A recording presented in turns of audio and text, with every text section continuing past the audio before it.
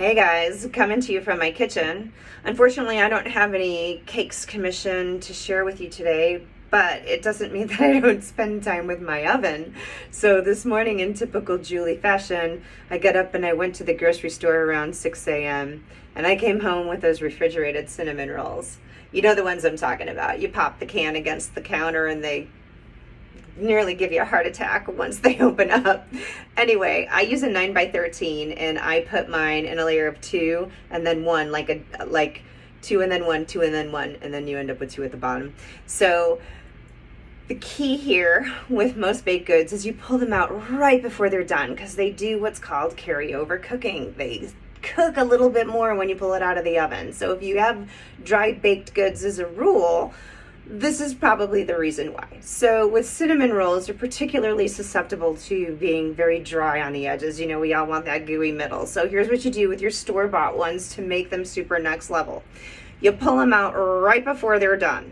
And then what you're gonna do is have prepared already. Take 2/3 cup of powdered sugar and take, I don't know, maybe a tablespoon of milk. You could even use a coffee creamer or orange juice. You could use water.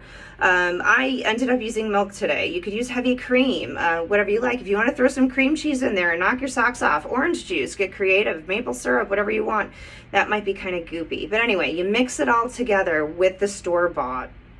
Because let's admit it, they don't give us enough, right? There's not enough icing. So you mix the store-bought icing with this 2/3 cup of powdered sugar and a tablespoon or so. I'd throw vanilla. You get so creative on whatever you want to do with your cinnamon rolls, right? With your icing. And so what you're going to do when they come out of the oven is you're going to drizzle them with just enough to cover the cinnamon roll. You don't necessarily want to get on the pan because it's very, very hot and it's going to sizzle and be a pain in the butt to clean. But, you know, you just want to get it on the roll. And the reason you do this is to make sure that they stay nice and moist. And as they cool, you continue to drizzle. The whole process takes under 10 minutes.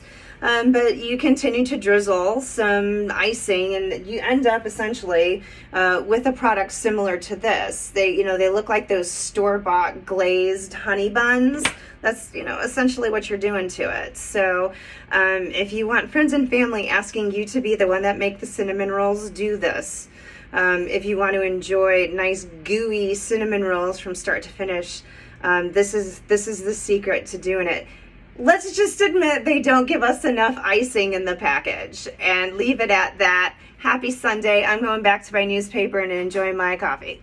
Ciao.